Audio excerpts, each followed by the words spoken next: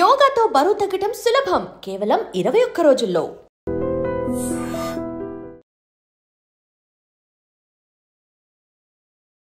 నమస్కారం, welcome to iDream. ఎక్కువగా orthopaedic సమస్యలు ఏ ఏజ్ వాళ్ళలో వస్తుంటాయి, దానికి సంబంధించిన ట్రీట్మెంట్ అప్డేటెడ్గా ఇప్పుడు ఏ రకంగా ఉంది అనే విషయాన్ని మనకు తెలియజేయడం కోసం ప్రస్తుతం మనతో పాటు ఉన్నారు chief robotic joint replacement surgeon doctor Gurava Reddy గారు. ఇప్పుడు సార్తో మాట్లాడి మరిన్ని విషయాలు తెలుసుకుందాం. నమస్తే సార్. నమస్తే అమ్మా. సార్, ఎక్కువగా ఆర్థోపెటిక్ సమస్యలు అనేది ఏ ఏజ్ వాళ్ళలో చూస్తుంటాం సార్ మనం జనరల్గా? ఆర్థోపెడిక్ సమస్యలు అంటే మెయిన్ మోకాళ్ళ నొప్పులు 60 ఏళ్ళు దాటిన తర్వాత వస్తుంటాయి. అది ఆర్థరైటిస్ అంటారు. నడుము నొప్పులు ఏ ఏజ్ నుంచైనా వస్తాయి. ఓకే. మేము ఓపీలో ఏ ఆర్థోపెడిక్ సర్జరీ అయినా ఓపీలో 100 మంది పేషెంట్లు చూస్తే దాంట్లో ఆల్మోస్ట్ 60 నుంచి 70 దాకా ఈ రెండు ప్రాబ్లమ్సే ఉంటాయి. బ్యాక్ పెయిన్, మోకాళ్ళ నొప్పులు. సార్, బ్యాక్ పెయిన్కి ఏమో మెకానికల్ బ్యాక్ పెయిన్ అది కారణం. అంటే సరిగ్గా కూర్చోలేకపోవటం, అంటే సరిగ్గా కూర్చోకపోవటం, తర్వాత కంటిన్యూస్ వర్క్ చేయటం, ఫార్వర్డ్ బెండింగ్ చేయటం, కంప్యూటర్స్ సరిగ్గా యూజ్ చేయకపోవటం, ఇట్లా అంటే ఎర్గానమిక్స్ తప్పు చేయటం వల్ల, అంటే మంచి పద్ధతులు నిర్వర్తించుకోకుండా బాడీని అబ్యూజ్ చేయడం వల్ల వచ్చేది నడుము నొప్పి. అది మన ప్రివెంటబుల్. వైరస్ మోకాళ్ళ నొప్పులు అనేది ఆర్థరైటిస్ వయసుతో పాటు లావుతో పాటు వచ్చేది. సో ఈ రెండు మేజర్ ప్రాబ్లమ్స్. ఓకే. వయసుతో పాటు వచ్చే సమస్యలు అంటే ఓకే సార్, అది వేరే విషయం. మనము అంటే యంగ్ ఏజ్లోనే మోకాళ్ళ నొప్పులతో కూడా బాధపడుతున్నారు కదా సార్, వాళ్ళకు జాగ్రత్తలు తీసుకోవాలి. యంగ్ ఏజ్లో మోకాళ్ళ నొప్పులతో బాధపడుతుంటే అగైన్ మోకాళ్ళ అన్నది ఒక delicate balance between strain and strength. So ఒత్తిడికి ప్లస్ దారుఢ్యం ఈ రెండింటి సమబాలంలో ఉంటే మోకాలు బాగుంటుంది. యంగ్ ఏజ్లో మోకాలు నొప్పి వచ్చిందంటే దాని అర్థం స్ట్రెయిన్ ఎక్కువ ఉన్నట్టు, స్ట్రెంగ్త్ తక్కువ ఉన్నట్టు. దాన్ని రివర్స్ చేయాలి మనం. స్ట్రెయిన్ తగ్గించుకోవాలంటే మెయిన్ 2 పనులు చేయకూడదు. మెట్లు బాగా తగ్గించాలి, కింద కూర్చోకూడదు. ఇండియన్ టాయిలెట్లో కూర్చున్నట్టు స్క్వాటింగ్ కూర్చున్నా, మెట్లెక్కి దిగిన ఈ 2 ప్రక్రియల వల్ల మోకాలులో 4 రెట్ల బరువు పోద్ది. మామూలుగా మీరు 70 కేజీలు అనుకోండి, మెట్లెక్కి దిగినప్పుడు 200 కేజీల పైన బరువు మోకాల మీద వెళ్తుంది. అట్లానే ఇండియన్ టాయిలెట్లో కూర్చున్నా కూడా అలానే జరుగుతుంది. కాబట్టి ఈ 2 ప్రక్రియలు కానీ మనం మానేస్తే దైనందిన జీవితంలో మోకాల మీద లోడ్ తగ్గుద్ది.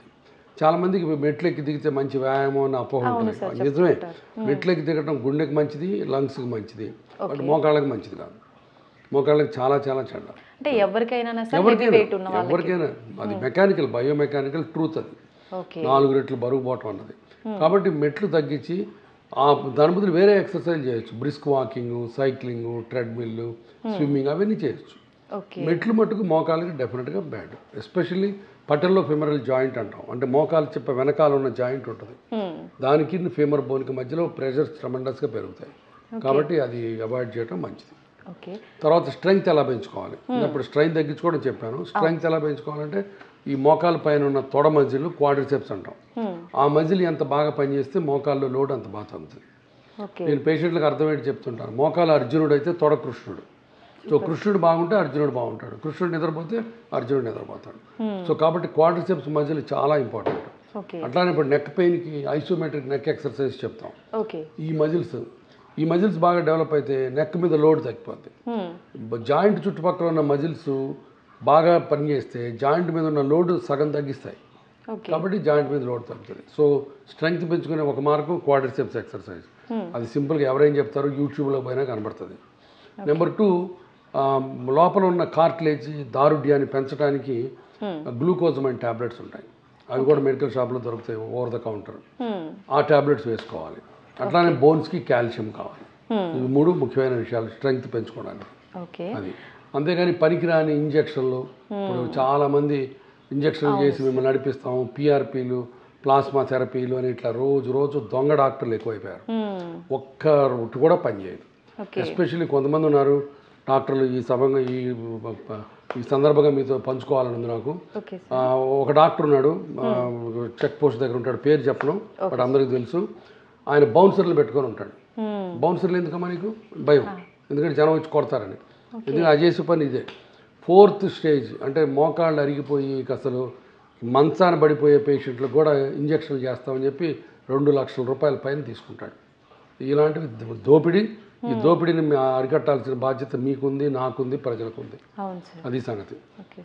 చాలా చాలా తప్పు. ఇది వెరీ అనెథికల్. ఎర్లీ స్టేజెస్లో స్టెమ్ సెల్స్, పిఆర్పీలు పనిచేస్తే నాకు తెలీదు, బట్ ప్రయత్నం చేస్తున్నారు కొంతమంది. బట్ 4th, 3rd స్టేజ్లో బోను రాసుకుంటున్నప్పుడు అసలు ఆ పేషెంట్ వస్తే ఇప్పుడు ఆపరేషన్ భయపడి చాలామంది వెళ్తారు అక్కడికి. అవును సార్. పేషెంట్లకు ఉన్న భయాన్ని నువ్వు ఎక్స్ప్లాయిట్ చేసుకొని పనికిమాలిన ఇంజక్షన్ చేయడం అనేది చాలా అనెతికల్. పేషెంట్ భయపడి వచ్చినా అమ్మ నువ్వు చాలా అడ్వాన్స్ స్టేజ్లో ఉన్నావు, నీకు ఇంజక్షన్లు పనికిరావు, నువ్వు ఆపరేషన్ చేయించుకో లేకపోతే ఇంటికి వెళ్ళి రెస్ట్ తీసుకొని చెప్పాలి. ఓకే. వాళ్ళకు కూడా మాయ చేసి నువ్వు 2 లక్షల రూపాయలు కొట్టేస్తున్నావు అంటే వాళ్ళు అప్పులు చేసి తీసుకొచ్చి మరీ పెడుతున్నారు. ఇది చాలా దారుణం, భయంకరమైన ప్రాక్టీసు. ఆ డాక్టర్కి నేను సభాముఖంగా చెబుతున్నాను అని ఎప్పుడో డెఫినెట్గా పోలీసులు పట్టుకెళ్తారు. అంత తప్పు పనులు చేస్తున్నాడు. నిజంగా ఒక రకంగా ప్రజల్ని మోసం చేయటమే కదా, మోసం చేయటమే, భయంకరమైన మోసం చేయటం. అందుకనే చెప్తున్నాను అలాంటి పనులు అసలు పేషెంట్లకు కూడా మీరు అడ్వాన్స్డ్ ఆర్థరైటిస్ వస్తే డాక్టర్లకు చూపించుకోండి, ఎక్సర్సైజ్ చేయండి. అన్నిటికీ ఆపరేషన్ అవసరం లేదు. మీరు గురువారెడ్డి దగ్గరికి వెళ్తే ఆపరేషన్ అంటాడని భయపడాల్సిన పని లేదు. నేను నా దగ్గరికి రోజు 100 మంది వస్తే 20 మందికి ఆపరేషన్ చెప్తాను. అనవసరంగా ఆపరేషన్ ఏ ఒక్కళ్ళు చేయము. బట్ అనవసరంగా ఇంజక్షన్లు చేస్తున్నారు.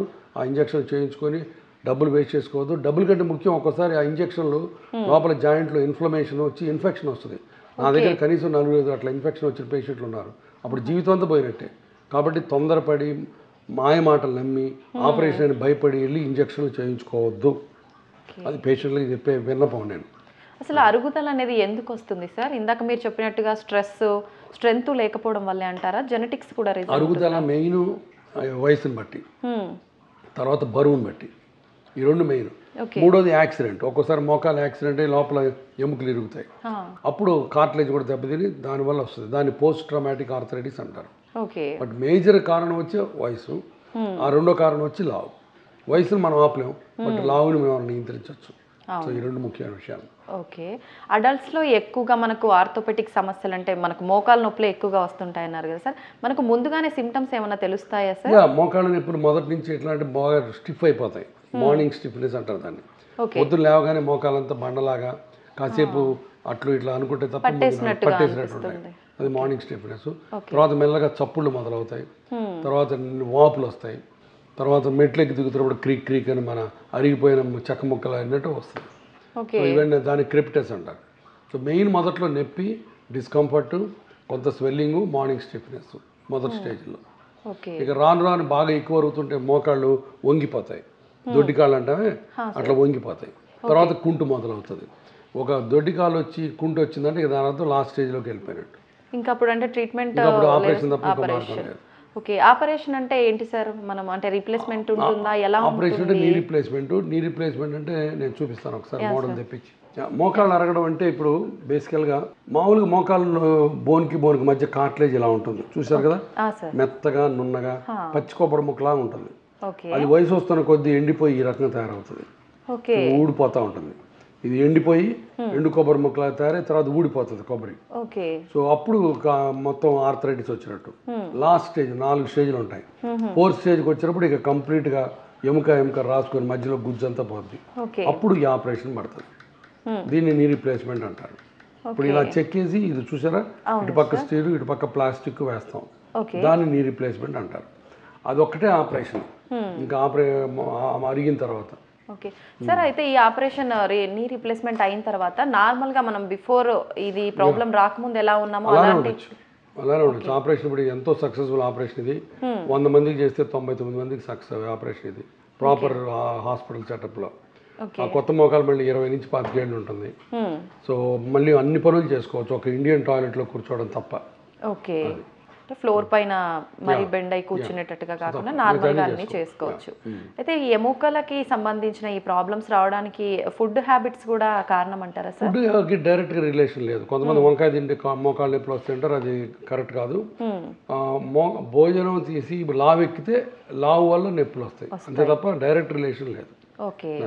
మనకు రీప్లేస్మెంట్ అయిన తర్వాత ఫుడ్ రెస్ట్రిక్షన్స్ కానీ ఏమైనా కండిషన్స్? రీప్లేస్మెంట్ మీరు ఏదైనా తినచ్చు. ఇప్పుడు ఆబ్వియస్గా లావు ఎక్కడం మంచిది కాదు, మీరు ఏదైనా తినచ్చు. డైరెక్ట్గా ఫుడ్కి మోకాళ్ళకి సంబంధమే లేదు.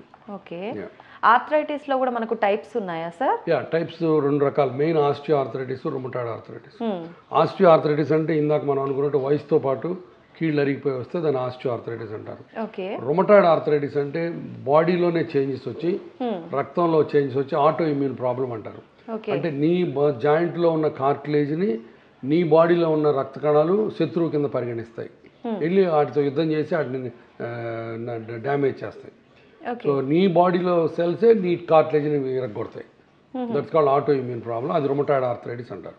ఓకే రొమటాయిడ్ ఆర్థరైటిస్ చిన్న వయసులో వస్తుంది, 16 ఏళ్ళ నుంచి వస్తుంది. తర్వాత మల్టిపుల్ జాయింట్స్, వేళ్ళు, మోకాళ్ళు, హిప్ జాయింట్స్ అన్నీ ఎఫెక్ట్ అవుతాయి. ఓకే ట్రీట్మెంట్ వచ్చి చివరికి అడ్వాన్స్డ్ ఆర్థరైటిస్, రొమటాయిడ్ కానీ ఆస్టియో ఆర్థరైటిస్ కానీ మోకాళ్ళ operation, hip joint operation, so surgery. But మొదట్లో మెడికల్ ట్రీట్మెంట్ డిఫరెంట్ ఉంటుంది. రొమటాయిడ్ ఆర్థరైటిస్కి డిసీజ్ మాడిఫైయింగ్ డ్రగ్స్ అని ఉంటాయి, డిఎంఆర్టీస్ అంటారు.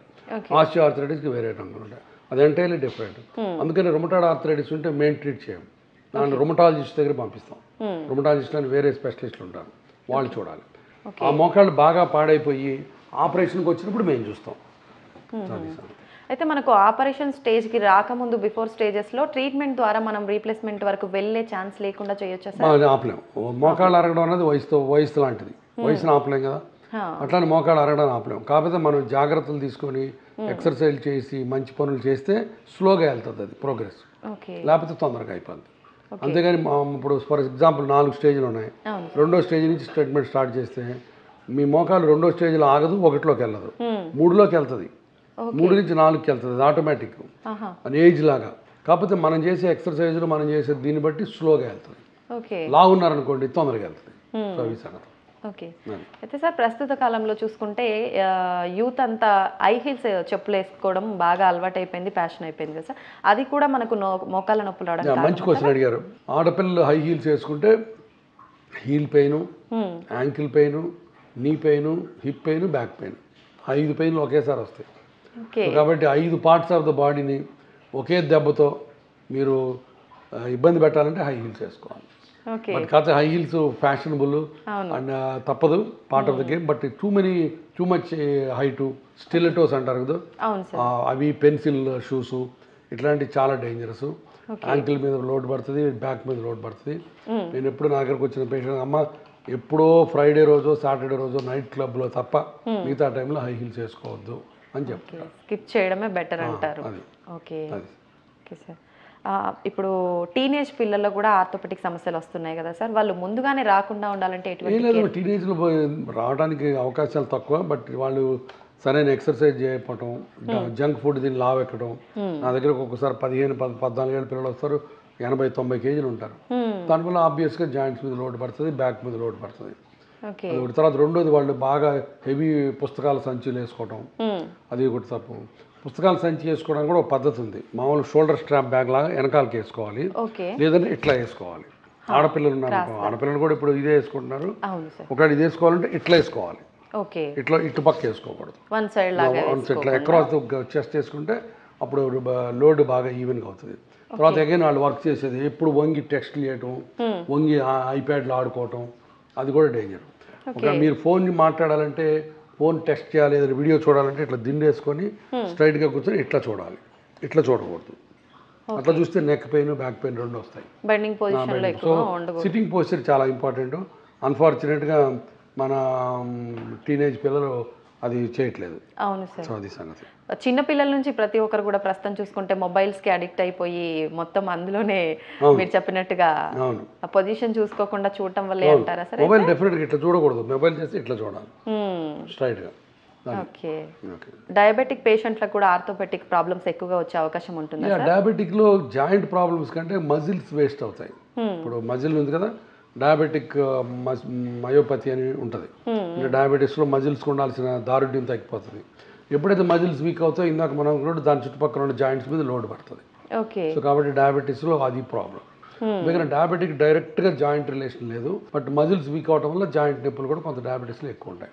ఒక్కొక్కసారి డయాబెటిక్ ఎక్స్ట్రీమ్ డయాబెటీస్లో న్యూరోపతిక్ జాయింట్స్ అని ఉంటాయి. అంటే దాని అర్థం జాయింట్లో నొప్పి ఉండదు. నొప్పి లేకపోతే వాళ్ళ హాయిగా అనుకుంటాం మనం, కానీ తప్పది. దేవుడు మనకి నొప్పి ఎందుకు ఇచ్చాడంటే ప్రొటెక్ట్ చేసుకోవడానికి. వాళ్ళకు డయాబెటిక్ ఒక్కసారి న్యూరోపతిక్ జాయింట్స్ అని యాంకిల్ జాయింట్ మొత్తం లోపల ఉన్న ఎముకలన్నీ ఇరిగిపోయి, జాయింట్ అంతా అరిగిపోయి, మోకాలంతా యాంకిల్ అంతా డిఫార్మ్డ్ అయిపోద్ది, అయినా వాళ్ళకి నొప్పి ఉండదు. తర్వాత వాళ్ళు ఎక్కడన్నా వేడి మీద కాలేస్తే మంట తగలదు, సో దాంతో పుండ్లు పడతాయి. సో డయాబెటిక్ న్యూరోపతిక్ జాయింట్స్ చాలా ఇబ్బందికరమైన విషయాలు. ఓకే. అది డయాబెటీస్లో ఎక్స్ట్రీమ్, అందరికీ రాదు, కొంతమందికి వస్తుంది. ఓకే. అయితే మనం రీప్లేస్మెంట్ విషయానికి వస్తే ఎక్కువగా మనకి ఈ సమస్య ఏజ్డ్ వాళ్ళలోనే వస్తుంది, మనకు అది వాళ్ళలోనే అవసరం పడుతుంది కదా సార్. వాళ్ళలో హెల్త్ ఇష్యూస్ కూడా ఎక్కువగా ఉంటుంటాయి కదా, అప్పుడు సర్జరీ చేయాలంటే ముందుగా ఇప్పుడు మేము చేసేది 70 years ప్లస్, ఇప్పుడు ఇవాళ 85 years వాళ్ళు చేసి వచ్చాను. ఓకే, వాళ్ళందరికీ కోమార్బిడ్ కండిషన్స్ అంటారు, అంటే షుగరు, బీపీ ఇట్లాంటివి ఉంటాయి. బట్ ఆల్మోస్ట్ 60 to 70% పీపుల్కి ఉంటాయి. బట్ వాటన్నిటిని మేము ముందే ఒక 2 రోజుల ముందు ట్రీట్మెంట్ చేసుకొని ఒక రోజంతా బ్లడ్ టెస్టులు చేయించుకొని, ఇప్పుడు ఏ మోకాళ్ళ ఆపరేషన్ చేయాలని అట్లా చేయం. ముందు ఒక రోజంతా కార్డియాలజిస్ట్ చూస్తాడు, డయాబెటాలజిస్ట్ చూస్తాడు, ఫిజిషియన్ చూస్తాడు, డెంటల్ డాక్టర్ చూస్తారు, ఎనస్థీషియాలజిస్ట్ చూస్తారు. వీళ్ళందరూ అన్ని పరీక్షలు చేసి వాళ్ళ వాళ్ళ రెస్పెక్టివ్ డిపార్ట్మెంట్ నుంచి గ్రీన్ ఫ్లాగ్ ఊపితేనే మేము ముందుకెళ్తాం. వీళ్ళలో ఏ ఒక్కళ్ళు అబ్జెక్షన్ పెట్టినా కూడా ఆపరేషన్ చేయం. సో ఆపరేషన్ అనేది చాలా స్ట్రెయిన్తో కూడిన పని. సో అన్లెస్ ఆప్టిమైజేషన్ చేస్తే తప్ప ఆపరేషన్ చేయం. అందుకని జాయింట్ రిప్లేస్మెంట్ అన్నది చిన్న చిన్న ప్లేసుల్లో అట్లా నర్సింగ్ హోమ్లో చేసుకోవడం మంచిది కాదు. ఎందుకంటే ఇది చాలా టీం వర్క్. ఆపరేషన్ బాగానే అవుతుంది, ఆపరేషన్ అయిన తర్వాత కాంప్లికేషన్ వస్తాయి. ఎందుకంటే పేషెంట్ అందరూ 60-70 దాటిన వాళ్ళు. సో వాళ్ళకి కాంప్లికేషన్ వచ్చినప్పుడు రియల్ టైంలో ట్రీట్మెంట్ ఇవ్వడానికి కార్డియాలజిస్టులు కావాలి, క్యాత్ ల్యాబ్స్ కావాలి, డయాలసిస్లు కావాలి. సో ఇవన్నీ ఉన్న ప్లేస్లో చేయించుకోవడం మంచి పని. ఓకే, కాంప్లికేషన్స్ అంటే ఎటువంటి కాంప్లికేషన్స్? ఒక్కొక్కసారి మనం ఎంత జాగ్రత్తలు తీసుకున్నా ఆపరేషన్ అయిన తర్వాత 24-48 hours ఒక్కొక్కసారి హార్ట్ ప్రాబ్లమ్స్ వస్తాయి, ఒక్కొక్కసారి లంగ్ ప్రాబ్లమ్స్ వస్తాయి. బట్ వెరీ రేర్, 1000 మందిలో ఒకరికి వస్తుంది. బట్ వస్తాయి ఒక్కోసారి రేర్గా. అందుకని పెద్ద సెటప్ ఉండి మంచి హాస్పిటల్ బ్యాకప్ ఉంటే ఇమీడియట్గా ట్రీట్ చేసుకోవచ్చు వాటిని కూడా. లేకపోతే ఒక్కోసారి ప్రాణ ప్రమాదం అవుతుంది. ఓకే, అంటే ముందుగానే రాకుండా మనం తీసుకునే ఛాన్స్ ఏం లేదు ఉంటుంది అంటే. బట్ ఒక్కొక్కసారి మనం ప్రీ ఆపరేటివ్గా ఎంత ఆప్టిమైజ్ చేసినా అన్నీ కరెక్ట్గా ఉంటాయి. బట్ ఒక్కోసారి 1000 మందిలో ఒకళ్ళకి ఆపరేషన్ అయిన తర్వాత ఆపరేషన్ స్ట్రెయిన్ వల్ల హార్ట్లో ప్రాబ్లమ్స్ వస్తాయి. ఆపరేషన్ ముందు బాగానే ఉంటుంది, ఆపరేషన్ తర్వాత రావచ్చు. అదేం డాక్టర్ గారు ఆపరేషన్ ముందు బాగానే ఉంది కదా, ఇప్పుడు ఎందుకు వచ్చిందని అడుగుతారు కొంతమంది. దాని మన చేతుల్లో ఏం లేదు. అక్యూట్ కొరోనరీ సిండ్రోమ్ అంటారు దాన్ని. అంటే అది ఆపరేషన్ స్ట్రెస్ వల్ల, ఆపరేషన్ అయిన తర్వాత రికవరీ స్ట్రెస్ వల్ల కొంతమంది హార్ట్ డిఫరెంట్గా రియాక్ట్ అవుతుంది. బట్ వెరీ రేర్, బట్ ఒక్కోసారి రావచ్చు. ఓకే, అయితే జనరల్గా మనకు జాయింట్ రీప్లేస్మెంట్ అనగానే చాలా మందిలో అమ్మో సర్జరీనా, ఎంత టైం పడుతుందో ఏంటో, ఎలాంటి కాంప్లికేషన్స్ ఉంటాయో, అసలు చేయించొద్దా వద్దా, దానికన్నా చేయించకపోవడమే బెటర్, ఇలా చాలా మంది అపోహలు చాలా ఉంటాయి. ఇందాక మనం అన్నట్టు ఈ అపోహల్ని క్యాష్ చేసుకోవడానికి ఇంజక్షన్లు అంటారు. అవును అవును. బట్ అనవసరమైన ఆపరేషన్ ఎవరు చేయవు, నెంబర్ 1. నెంబర్ 2, నీ రీప్లేస్మెంట్ అనేది ఇప్పుడు 99% సక్సెస్ఫుల్ ఆపరేషన్. చేయాల్సిన చోట ఎక్స్పర్టీస్ ఉన్న డాక్టర్ దగ్గర మంచి సెటప్లో చేసుకుంటే. నెంబర్ 3, ఆపరేషన్ అయిన తర్వాత 3 నెలలు పడుకోవాలన్నది చాలా తప్పు. ఆపరేషన్ అయిన 2వ రోజు నడిపిస్తాం. ఎవరన్నా ఆపరేషన్ అయిన తర్వాత 3 నెలలు పడుకోమంటే దాని అర్థం వాడు ఆపరేషన్లో ఏదో గందరగోళం చేసినట్లు లెక్క. ఆ డాక్టర్ అసలు ఎవరు పడుకోవాల్సిన పని. మేము ఇవాళ ఆపరేట్ చేస్తే రేపు పొద్దున్న నడిపిస్తాం. ఇప్పుడు లేటెస్ట్ రోబోటిక్ టెక్నాలజీ వచ్చింది, దాంతో చేస్తే ఇంకా రికవరీ ఫాస్ట్గా ఉంటుంది. ఎందుకంటే కటింగ్ తక్కువ ఉంటుంది రోబోట్స్లో, ప్రెసిషన్ ఎక్కువ ఉంటుంది. సో రోబోట్ ఇవాళ మార్నింగ్ ఆపరేట్ చేస్తే రేపు పొద్దున్న నడవచ్చు. సో రికవరీ అంత బాగుంటుంది. సో కాబట్టి మన ప్రజలు అసలు అపోహలు పెట్టుకోవాల్సిన పని లేదు. నొప్పి ఉంటుంది కొంత, అసలు నొప్పి లేదని చెప్పట్లేదు. బట్ నొప్పి తగ్గించే పద్ధతులు కూడా ఇప్పుడు చాలా అడ్వాన్స్డ్ టెక్నిక్స్ వచ్చినాయి. ఎన్హాన్స్డ్ రికవరీ ప్రోటోకాల్ అని, మల్టీ మోడల్ డ్రగ్ ఎనర్జీసీ అని రకరకాల ప్రోటోకాల్స్ ఉన్నాయి. సో దాంతో ఆపరేషన్ ముందు నుంచి నొప్పి తగ్గించే పద్ధతులు మేము అవలంబిస్తాం. దానివల్ల నొప్పులు అంత ముందులా కాకుండా ఇప్పుడు తగ్గుతాయి. అసలు నొప్పి లేకుండా ఏది ఆపరేషన్ ఉండదు. సో అది సంగతి.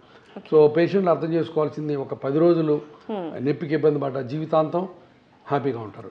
నా దగ్గరికి చాలామంది లేడీస్ వచ్చి నొప్పి ఉంటుందంట కదా అని అడుగుతున్నప్పుడు నేను వాళ్ళకి ఒకటే సమాధానం చెప్తా. అమ్మ నువ్వు ఎంతమంది పిల్లల్ని అడుగుతా, 3-4 అంటారు. మరి 3-4 పురిటి నొప్పులు పడ్డావు కదా, పురిటి నొప్పులు భరించలేని నొప్పులు. మరి ఫస్ట్ పురిటి నొప్పులు అవగానే సెకండ్ బిడ్డని మానేయలేదు కదా, నువ్వు కన్నావు. ఎందుకు కన్నావు? ఆనందం. ఆ పురిటి నొప్పులు ఆ గంట మర్చిపోతే జీవితాంతం పిల్లలు ఇచ్చే ఆనందం వేరు. ఇది కూడా అంతే. ఇది ఆ మోకాలు నొప్పి పురిటి నొప్పి అనుకుంటే తర్వాత 20 ఏళ్ళు 30 ఏళ్ళు హాయిగా మోకాల మీద బతకచ్చు. రెండోది చాయిస్ లేదు. ఇప్పుడు నొప్పిని మీరు భయపడి వెనక్కి వెళ్తే అసలు బాత్రూమ్ కూడా వెళ్ళలేని పరిస్థితి వస్తుంది. నాకు రోజుకు 10 మంది పేషెంట్లు వస్తారు అట్లా వీల్ చైర్లో. లేట్ అయిపోయింది, 70-80 years దాటిపోయి, వాళ్ళు ఎప్పుడో చేయించుకోవాల్సింది. కాబట్టి ఆ నొప్పి కానీ భయపడి వెనక్కి వెళ్తే ఇంకేముంది నీకు దగ్గర చాయిస్? నువ్వు బాత్రూమ్ వెళ్ళడానికి కూడా మళ్ళీ పిల్లలు ఎవరో ఒకళ్ళు ఎత్తుకోవాలి ఎవ్రీ సెకండ్. అంతకంటే భయంకరమైన పరిస్థితి ఇంకెవరికి అవ్వద్దు. అంతే కదా. మనం ఉన్ననాళ్ళు మన కాలకృత్యాలు మనం తీర్చుకోవాలి మినిమం. అంతేగాని మనం యూరిన్ పోవాలన్నా, మోషన్ పోవాలన్నా వేరే వాళ్ళ మీద ఆధారపడితే ఎవరు చేయగలుగుతారు? సో అది ఎవరికీ వద్దు. కాబట్టి మీ కాళ్ళ మీద మీరు నిలబడాలంటే ఆపరేషన్ అని ఈ రకంగా చెప్తాను నేను పేషెంట్లకి. చాలామంది కన్విన్స్ అవుతారు, బట్ స్టిల్ కొంతమంది భయపడతారు. వాళ్ళందరూ అసలు భయపడాల్సిన పనే లేదు. ఆపరేషన్ చేయించుకొని టేబుల్ మీద చనిపోవడం అనేది మోకాళ్ళ ఆపరేషన్లో లేదు. ఓకే 1,00,000 మందిలో ఒకళ్ళకి వస్తుంది అది, అంత రేరు. ఓకే. కాబట్టి అసలు దాని గురించి భయపడాల్సిన పని లేదు. అలా భయపడి వద్దు అని వెళ్ళిపోయిన వాళ్ళు ఎవరైనా ఉంటారు, ఉన్నారా 10 to 20% ఉంటారు, ఓకే. ఈజీగా ఉంటారు. ప్రతి సంవత్సరం వస్తారు, నేను ప్రతి సంవత్సరం వాళ్ళ క్లాస్ తీస్తా, మళ్ళీ వెళ్ళిపోతారు, మళ్ళీ రారు, అట్లా ఉంటారు. ఈ లోపల ఆ దొంగోడు ఉన్నాడు కదా, ఆ బౌన్సర్లు పెట్టుకున్నాడు, వాళ్ళు అంటాడు ఇంజక్షన్ చేసి వాడు 2 లక్షలు కొట్టేస్తాడు, అప్పుడు అయిపోద్ది మళ్ళీ. ఓకే. సో అది సంగతి. అయితే సార్ ఎక్కువగా మనం పెయిన్ కిల్లర్స్ మెడిసిన్ నార్మల్గా యూజ్ చేయడం వల్ల కూడా ఈ సమస్యలన్నీ రావడానికి ఛాన్స్ ఉందా సార్? మంచి క్వశ్చన్ ఇది కూడా. కొన్ని అనవసరమైన మందులు అంటే పెయిన్ కిల్లర్స్ రిపీటెడ్గా వాడితే NSAIDs అంటాం మనం, non steroidal anti inflammatory drugs. అవి వాడటం వల్ల కిడ్నీలు పాడవుతాయి, లివర్ దెబ్బతింటుంది, గ్యాస్ట్రిక్ ఇరిటేషన్ వస్తుంది. సో అన్ని రకాల చెడ్డ అది ఎక్కువ రోజులు వాడితే. కాబట్టి ఎక్కువ రోజులు ఆ మందులు వాడుకోకూడదు. అది అందుకని ఆపరేషన్ చేయించుకుంటే అప్పుడు మందులు వాడుకోకుండా సరిపోతుంది. అది బట్ కొంత లో మెయింటెనెన్స్ డ్రగ్స్ ఉంటాయి. ఫర్ ఎగ్జాంపుల్ పారాసిటమాల్, తర్వాత అల్ట్రాసెట్, ఇట్లాంటి టాబ్లెట్స్ కొన్ని నెలల తరబడి వేసుకోవచ్చు, but not every tablet. Sir osteoporosis అంటారు అంటే ఏంటి సార్? చాలా మంది ఆస్టియోపోరోసిస్ మోకాళ్ళు అరగటం ఒకటి అనుకుంటారు, అది వేరు. ఆస్టియో ఆర్థరైటిస్ అంటేనేమో జాయింట్ అరగటం, ఆస్టియోపోరోసిస్ అంటే ఎముకల్లో కాల్షియం తగ్గడం. ఆస్టియోపోరోసిస్ వల్ల ఆర్థరైటిస్ రాదు. ఆస్టియోపోరోసిస్ అంటే ఎముకలు పలచబట్టడం. అది ఒరిజినల్గా ఆడవాళ్ళు మగవాళ్ళు అందరికీ 60 దాటిన తర్వాత ఆడవాళ్ళకి ఎస్పెషల్లీ పీరియడ్స్ ఆగిపోయిన తర్వాత, అంటే పోస్ట్ మెనోపాజల్ ఆ ఈస్ట్రోజన్ హార్మోన్ లేకపోవడం వల్ల బోన్స్లో కాల్షియం తగ్గుతుంది. సో దాంతో బోన్స్ బ్రిటిల్ అయిపోయి కింద పడితే ఇరగటం, చాలా తొందరగా నొప్పులు రావడం జరుగుతుంటాయి. మన ఇండియాలో వెజిటేరియన్ ఆడవాళ్ళకి బాగా కామన్ ప్రాబ్లం ఆస్టియోపోరోసిస్. తర్వాత చిన్న వయసులో గర్భసంచి ఓవరీస్ తీసేస్తే దానివల్ల కూడా కొంత ఎఫెక్ట్ ఉంటుంది. ఓకే. అయితే దీనికి ముందుగానే మనం అంటే జాగ్రత్త తీసుకోవాలంటే సార్ అలా ఉంది? జాగ్రత్త ఆడపిల్లలు ఎస్పెషల్లీ 16 ఏళ్ళ 20 ఏళ్ళ నుంచి కొంచెం ఎక్సర్సైజ్ బాగా చేయాలి, రెగ్యులర్ కాల్షియం ఇంటేక్ తీసుకోవాలి, తర్వాత మిల్క్ ప్రోడక్ట్స్, ఎగ్ ప్రోడక్ట్స్ తీసుకోవాలి, తర్వాత వాకింగ్ లాంటివి చేయాలి, అంటే ఇంపాక్ట్ యాక్టివిటీస్ ఉండాలి. ఓకే. దీంట్లో కూడా మనకు టైప్స్ ఉంటాయా సార్? ఆస్టియోపోరోసిస్లోనే ఉంటాయి, బట్ ఓవరాల్ జనరల్గా ఆస్టియోపోరోసిస్ అంటే సింపుల్ ఒకటే స్ట్రైట్ ఫార్వర్డ్ ఆస్టియోపోరోసిస్. దీనికి ట్రీట్మెంట్ ఎలా ఉంటుంది? ట్రీట్మెంట్ అయినా దానికి కాల్షియము, వైటమిన్ డి, తర్వాత రెగ్యులర్ వాకింగ్, తర్వాత ఇప్పుడు దాంట్లో చాలా ఇంకా డిఫరెంట్ మాలిక్యూల్స్ ఉన్నాయి. ఆ మాలిక్యూల్స్ అవసరాన్ని బట్టి ఇస్తారు. ఓకే. అంటే ఫుడ్ రూపంలో తీసుకోవచ్చా సార్? ఫుడ్ రూపంలో సప్లిమెంట్స్ తీసుకోవాల్సి వస్తుంది. ఆస్టియోపోరోసిస్ ఒకసారి ఎస్టాబ్లిష్ అయిన తర్వాత కంపల్సరీగా దానికి ట్రీట్మెంట్ ఫిజిషియన్స్ కానీ, డయాబెటాలజిస్టులు కానీ, రొమటాలజిస్టులు కానీ ఇస్తారు. ఓకే. దీనికి సిమ్టమ్స్ ఏమైనా ఉంటాయా సార్? అంటే ముందుగానే osteoporosis symptoms bone pains, muscle pains, బాగా ఇక్కడ నొక్కితే నొప్పి, ఇక్కడ నొక్కితే నొప్పి, ఇక్కడ నొక్కితే నొప్పి అంటుంటారు. అది మెయిన్. అది bone pain, muscle pain, that is ఆస్టియోపోరోసిస్కి సిమ్టమ్స్. అసలు ఒళ్ళంతా నొప్పులుగా ఉంటాయి అన్నమాట. అయితే ఇప్పుడు చాలా వరకు చిన్నపిల్లల్లో అయినా, పెద్దవాళ్ళు అయినా, మిడిల్ ఏజ్ అయినా, ఎవరైనా సరే ఎక్కడ పట్టుకున్న పెయిన్, మోకాలు నొప్పి, మెడ నొప్పి, ఆ నొప్పి, ఈ నొప్పి, కాలు నొప్పి కామన్గా వింటున్నాం సార్. అసలు దీనికి అంతా రీజన్ మంచి calcium food, calcium, vitamin D3 లేకపోవడం, సరైన ఎక్సర్సైజ్ లేకపోవడం. అది బోన్స్ స్ట్రాంగ్ ఉండాలంటే ఏ ఫుడ్ మన లైఫ్ స్టైల్లో? Regular milk, cheese, butter, eggs, boiled egg whites, ఇవన్నీ తీసుకోవాలి అన్ని. సో అన్ని లావు ఎక్కుతారంటారు, లావేం పెద్ద ఎక్కరు, కొలెస్ట్రాల్ ఫుడ్స్ కాదు ఇవన్నీ. సో అది తీసుకోవాలి తప్పదు. తర్వాత ladies especially from the age of 16 to 60 కంపల్సరీగా 1 గ్రామ్ ఆఫ్ కాల్షియం సప్లిమెంట్ తీసుకోవాలి. అట్లనే 1000 international units of vitamin D తీసుకోవాలి. ఓకే. సో అది అందుకని కాల్షియం సప్లిమెంట్స్ కూడా ఇంపార్టెంట్. ఏజ్ నుంచి తీసుకోవాలి? 16 to 60. తర్వాత పీక్ బోన్ మాస్ అంటారు దాన్ని. అంటే మనం యంగ్ వయసులో మనం డబ్బులు సంపాదించి బ్యాంకులో వేసుకున్నట్టు, ఎస్పెషల్లీ ఉమెన్కి యంగ్ ఏజ్లో అంటే 16 to 40 ఇయర్స్లో బోన్ మాస్ ఎంత డెవలప్ అయితే అదే ఇక తర్వాత కొత్తగా డెవలప్ కాదు. దాన్ని పీక్ బోన్ మాస్ అంటారు. అది మీరు యంగ్ ఏజ్లో మంచి అలవాట్లతోటి బాగా ఎక్సర్సైజ్ చేసి మంచి ప్రొడక్ట్స్, మిల్క్ ప్రొడక్ట్స్ తీసుకుంటే అప్పుడు మీ పీక్ బోన్ మాస్ బ్యాంక్లో బాగా కాల్షియం ఎక్కువ ఉంటుంది, అది తర్వాత ఉపయోగపడుతుంది మీకు. అది అయితే సార్ జనరల్గా ఇంట్లో పెద్దవాళ్ళు చెప్తూ ఉంటారు బోన్ సూప్ తాగితే ఎముకలు గట్టి పడతాయి అని చెప్పి, అది నిజమే అంటారా సార్? నిజమే. Bone soup is a good nutrient for the micro nutrients ఉంటాయి, తాగొచ్చు. ఓకే. అంటే వీక్లీ ఎనీ టైమ్స్ తీసుకోవచ్చు సార్? ఎనీ టైమ్స్ అనే లేదు, డిపెండ్, రోజు ఒకటి తాగినా పర్లేదు. ఓకే. వెజిటేరియన్స్ కొంతమంది తాగరు. వెజిటేరియన్స్కి సోయా ప్రిపరేషన్స్, చీజు, తర్వాత టోఫు, పన్నీరు, ఇవి తీసుకోవాలి. ఓకే, మిల్క్ ప్రొడక్ట్స్ అవి తీసుకుంటే మంచిది. ఓకే, మోకాళ్ళు బాగా అరిగిన తర్వాత 4th స్టేజ్కి ఆపరేషన్ ముఖ్యం. ఇందాక చెప్పినట్టు నీ రిప్లేస్మెంట్. నీ రిప్లేస్మెంట్ మీద అపోహల గురించి ఆల్రెడీ మాట్లాడుకున్నాం. బట్ ఈ నీ రిప్లేస్మెంట్ 99% సక్సెస్ఫుల్ ఆపరేషన్, భయపడకుండా వచ్చి చేయించుకోవాలి. ఇప్పుడు దాంట్లో రోబోటిక్ టెక్నాలజీ వచ్చింది. రోబోటిక్ టెక్నాలజీతో చేస్తే ఇంకా రికవరీ ఫాస్ట్గా ఉంటుంది, బెండింగ్ ఎక్కువ ఉంటుంది, ఎప్పుడైనా కావాలంటే కింద కూర్చోవచ్చు. బట్ నీ రిప్లేస్మెంట్ నొప్పులు అని చెప్పి భయపడి వెళ్ళి దొంగ ట్రీట్మెంట్లు, దొంగ ఇంజక్షన్లు చేయించుకోవద్దని నేను ప్రజలందరికీ నేను చేతులెత్తి దండం పెట్టి చెప్తున్నాను. మీరు నా దగ్గరకు వచ్చి ఆపరేషన్ చేయించుకోవడానికి భయపడితే ఇంట్లో కూర్చొని చేతనంత వరకు ఎక్సర్సైజ్ చేసి ట్యాబ్లెట్స్ వేసుకోండి. బట్ ఈ పనికిమాలిన ఇంజక్షన్ చేయించుకోవద్దు, పనికిరావు. వాటి వల్ల ఒక్కోసారి డేంజరు, ఇన్ఫెక్షన్ వచ్చిందంటే మోకాలు మొత్తం పాడైపోద్ది. కాబట్టి అది చేయొద్దు. అయితే సార్, డాక్టర్ అంటే మనకు దేవుడితో సమానం అంటుంటారు. నిజంగా ఏ ప్రాబ్లం వచ్చినా భగవంతుడు మన దగ్గర లేకపోయినా డాక్టర్ల రూపంలో మన దగ్గర ఉండి ఏ సమస్య వచ్చినా క్లియర్ చేస్తూ ఉంటారు. నిజంగా మీకు ముందు నుంచే డాక్టర్ అవ్వాలని ఉండేనా సార్? నాకు చిన్నప్పటి నుంచి డాక్టర్ కావాలని మా అమ్మ కోరిక కూడా. సో అది అందుకనే 1, 2, 3, 4 సార్లు మెడికల్ ఎంట్రన్స్ రాసి 4సారి సీట్ సంపాదించాను నేను. మొదటి మడి ఎవ్రీ టైం 1 మార్క్ 2 మార్క్స్లో తగ్గిపోయేది. అప్పుడు కాకినాడ రంగనా మెడికల్ కాలేజీలో డొనేషన్ ఎంత 70,000 రూపీస్ ఎంతో. ఆ 70,000 నా దగ్గర లేవు. సో కాబట్టి మెడికల్ కాలేజీ కోసం పట్టు వదలని విక్రమార్కుల్లాగా చివరికి సీట్ సంపాదించాను. That's what I enjoy every moment of my doctor career. Okay, age నుంచి అనిపించింది సార్ మీకు డాక్టర్ అవ్వాలని? ఆల్మోస్ట్ చిన్నప్పటి నుంచి 10th క్లాస్ నుంచి. జనరల్ గా సార్ పిల్లలు నేను డాక్టర్ అవుతా, నేను లాయర్ అవుతా అంటుంటారు చిన్నప్పటి నుంచే, కానీ దాన్ని అందరూ ఒక స్టాండ్ తీసుకోరు. ఓకే, అంటే ఎందుకు సార్ మీకు ఎందుకు అనిపించింది డాక్టర్ అవ్వాలని? అది అందరూ అడుగుతుంటారు, నేను చెప్తుంటాను. నాకేమి సినిమాలలాగా క్యాన్సర్ ఉన్న నాన్న, క్షయవ్యాధి ఉన్న అమ్మ లేరు. నాకు ట్యూబ్ లైట్లు అంటే తెగ ఇష్టం. చిన్నప్పుడు మా ఇంట్లో చిన్న 40 క్యాండిల్స్ బల్బ్స్ ఉండేవి ఆ రోజుల్లో. అంటే నీకు తెలిసిపోవచ్చు ఇప్పుడు ప్రతి చోట ట్యూబ్ లైట్లు ఇచ్చి. అప్పుడు మా రోజుల్లో 40 క్యాండిల్స్ బల్బు, 60 క్యాండిల్స్ బల్బు ఉంటాయి. అది క్యాండిల్స్ పెరుగుతున్న కొద్దీ బ్రైట్నెస్ పెరుగుద్ది. అది కరెంట్ కన్సంప్షన్ తగ్గించడానికి అంతా middle class, lower middle class అంతా 40 క్యాండిల్స్ బల్బ్స్ ఉంటాయి ఇంట్లో. డల్గా ఉంటుంది లైట్, కనపడినట్టు. అదే బయటికి వెళ్ళామనుకో, డాక్టర్ క్లినిక్ వెళ్తే ఆయన దగ్గర మా ట్యూబ్ లైట్లు ఉండేవి. క్లినిక్ అంతా వైట్గా బ్యూటిఫుల్గా. బాపట్ల ఆయన డాక్టర్ యార్లగడ్డ కృష్ణమూర్తి గారని ఉండేవాడు. ఆయన దగ్గరికి వెళ్తే ఆయన వైట్ అండ్ వైట్ ఇలా కూర్చునేవాడు. 2 ట్యూబ్ లైట్లు, మొత్తం పెయింటింగ్స్. అసలు ఆయనకు రూమ్ చూస్తే అబ్బా డాక్టర్ అయితే ఇలా ఉండొచ్చు అనమాట, నేను కూడా ట్యూబ్ లైట్లు పెట్టుకోవచ్చు అనమాట అని నా కోరిక. ట్యూబ్ లైట్ల వల్ల డాక్టర్ అయ్యాను నేను. So that's all. Looks very simple and silly, but that is the reason. నాకు ఆ మనసులో అబ్బో నేను డాక్టర్ అయితే ఇంత బ్యూటిఫుల్ రూమ్లో ఇంత ట్యూబ్ లైట్లు, ఇంత వెలుతురు. అంటే అప్పుడు ఏంటంటే 40 క్యాండిల్స్ బల్బు బేదరికము, ట్యూబ్ లైట్ ఎఫ్లుయెన్స్ కింద నా మనసులో పడిపోయింది.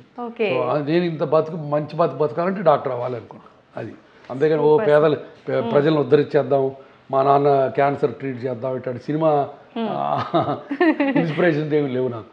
ఓకే, సింపుల్ గా ఆ రోజు మీ మైండ్ లో వచ్చిన థాట్ నిజంగా కామెడీగా ఉన్నా super sir.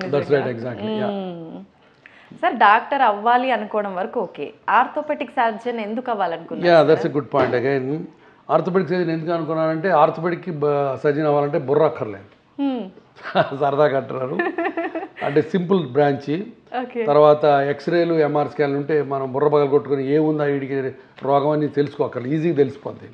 Number 2, road traffic యాక్సిడెంట్లు మోస్ట్గా ఉంటాయి. సో రోడ్డు మీద యాక్సిడెంట్ జరిగిన వాళ్ళు ఎముకలు ఇరిగితే జనరల్గా ఆర్థోపెడిక్ డాక్టర్ తప్ప ఇంకెక్కడికి వెళ్ళరు. కాబట్టి ప్రాక్టీస్ గ్యారంటీ ఉంటుంది అని ఒక ధైర్యంతో ఆర్థోపెడిక్స్ తీసుకున్నా, అంతే. ఇంకేలా ఇంత ఆలోచించారా సార్ మీరు? అప్పుడు జనరల్గా మనం ఏదైనా కోరిక ఉంది, ఇది అవ్వాలనుకుంటున్నాము అంతే, దాని త్రూ వెళ్ళిపోతాం, కానీ మీరు అప్పట్లోనే ఇంత ఆలోచించారు. ఆలోచించావు. సూపర్ సార్ నిజంగా. ఎక్కడ సార్ మీ స్టడీస్ అవన్నీ? మెడికల్ కాలేజ్ ఎంబీబీఎస్ అంతా గుంటూరులో, పోస్ట్ గ్రాడ్యుయేషన్ అంతా పూనాలో, తర్వాత 10 ఏళ్ళు ఇంగ్లాండ్లో FRCS, MCH. అది ఇప్పుడు అక్కడి నుంచి వచ్చి కూడా 24 ఏళ్ళు అయిపోయింది. సో ఇండియాలో సెటిల్ అయిపోయాము.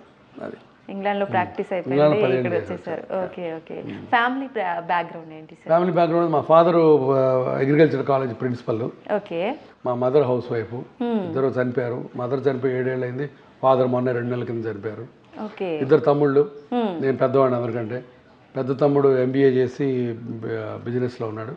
రెండో తమ్ముడు IIT ఖరగ్పూర్లో ఇంజనీరింగ్ చేసి అమెరికాలో ప్రొఫెసర్గా ఉంటాడు. మీరు ఒక్కరే ఈ సైడ్లో ఉన్నారు. మా ఫ్యామిలీలో డల్ నేనే, అందుకే నేనే డాక్టర్ అయ్యాను. తర్వాత చెల్లెళ్ళు ఎవరు లేరు, ఓకే ముగ్గురు బ్రదర్స్. ఓకే చెల్లెళ్ళు అంటే బాబాయ్ కూతుళ్ళు ఉన్నారు, పిన్నమ్మ కూతుళ్ళు ఉన్నారు, కజిన్స్ ఫస్ట్ కజిన్స్ ఉన్నారు. ఓకే పర్సనల్గా మీ గురించి మాట్లాడుకోవాలంటే మీకు కిడ్స్ నాకు ఎంతమంది ఏంటి? ఒక భార్య, సార్ ఇద్దరు పిల్లలు. ఓకే, కొడుకు కూతురు. ఓకే సో కొడుకు ఆర్థోపెడిక్ సర్జను, తను నాతో వర్క్ చేస్తాను. మీరే ఇన్స్పిరేషనా సార్ బాబు? ఆయన అడగాలి ఆ విషయం. తర్వాత కూతురు కార్డియాలజిస్టు, కూతురు మీరు చూసే ఉంటారు లిటిల్ సోల్జర్స్ యాక్ట్ చేస్తుంది తను. తర్వాత అల్లుడు ఆర్థోపెడిక్ సర్జను, మాతోనే పనిచేస్తాడు. మా ఆవిడ గైనకాలజిస్టు. ఒక్క కోడలు తప్ప మిగతా ఫ్యామిలీ అంతా డాక్టర్లే. కోడలు ఒకటే, she is the CEO of a travel company. తనకు ట్రావెల్ కంపెనీ ఉంది, వన్ ట్రావెల్ పార్క్ అని, దానికి CEO. తను ట్రావెల్ అరేంజ్మెంట్స్ చేస్తూ ఉంటుంది. మేము అందరం డాక్టర్లు, అందరూ ఇక్కడే పని చేస్తాం. సో అది సంగతి. నలుగురు గ్రాండ్ చిల్డ్రన్. కొడుక్కి ఒక కూతురు కొడుకు, మహిక అండ్ క్రిష్. కూతురికి ఇద్దరు కొడుకులు, అర్జున్ అండ్ రిషి. సో నలుగురు అక్కడే ఉన్నారు. అదిగో ఆ ఫోటోని చూసారు కదా. సో అది సంగతి. Life is so good with grand children, వాళ్ళతో ఎంజాయ్ చేస్తున్నారు. సార్ పాప అంటే మూవీలో నటించింది కదా, మళ్ళీ ఎందుకు కంటిన్యూ చేయలేదు? అది ఒక వన్ ఆఫ్ మా తోడలుడు గంగరాజు గారు తీసిన సినిమా కాబట్టి వచ్చింది. ఇంకా వేరే సినిమాలు never interested in that. Okay okay sir, మీరు డాక్టర్తో పాటు రైటర్ కూడా అని విన్నాము, బుక్ రాశారని. పెద్ద రైటర్ కాదు, ఏదో సొల్లు కబుర్లు బుక్ కింద రాశాను. అయ్యో అట్లా గురవాయణ పుస్తకం పేరు పెట్టాం. అది అదృష్టం అని చాలా మంది చదివారు, చాలా మందికి నచ్చింది. ఎందుకు నచ్చిందంటే నేను నా గుండెలో మాటలన్నీ ఓపెన్గా రాశాను. ఇప్పుడు మనం కబుర్లు చెప్పుకున్నట్టు రాశాను. సో చాలా మంది ఐడెంటిఫై చేసుకున్నారు. అది ఎప్పుడు రాశారు సార్ ఈ బుక్? రాసి 8 ఏళ్ళు అయింది. ఇప్పుడు మళ్ళీ రెండో పార్ట్ రాస్తాను, అది ఇంకొక 6 monthsలో తీసుకొస్తాను. అది కూడా ఓకే. అంటే మీకు ఈ థాట్ ముందు నుంచే ఉండేనా సార్ రాయాలి అని చెప్పి? మీలో ఒక రైటర్ నుంచి చిన్నప్పుడు మ్యాగజైన్లో రాసామండి. తర్వాత నా క్లాస్మేట్ భార్గవి, నువ్వు అందరికి కబుర్లు చెప్పి అందరిని ఎంటర్టైన్ చేస్తుంటావు కదా, why don't you put it on the book అంది. సో బుక్ కింద పెట్టాం. ఓకే.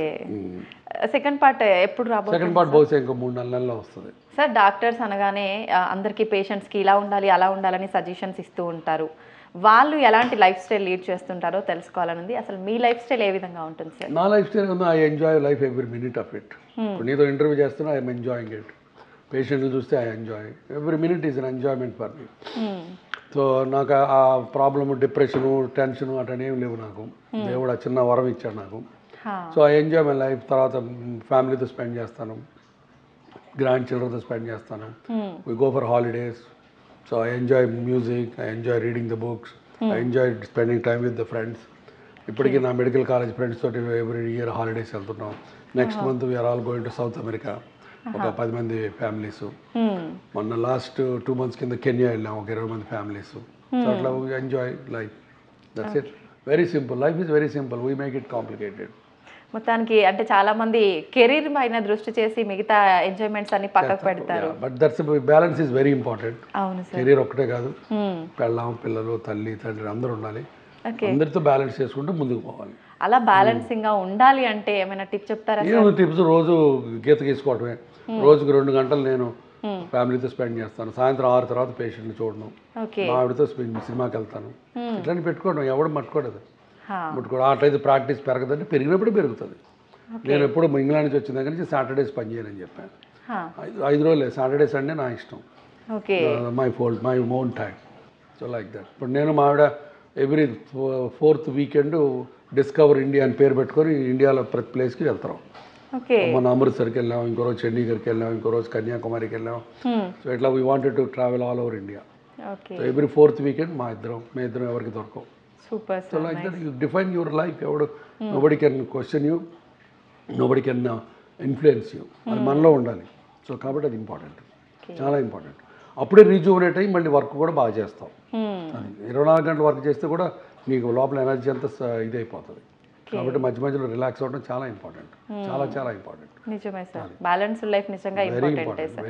ఈ ఇప్పుడు ప్రస్తుత రోజుల్లో ఇది మిస్ అయ్యే చాలా వరకు గొడవలకి దారితీస్తున్నాయి సార్. ఎగ్జాక్ట్లీ.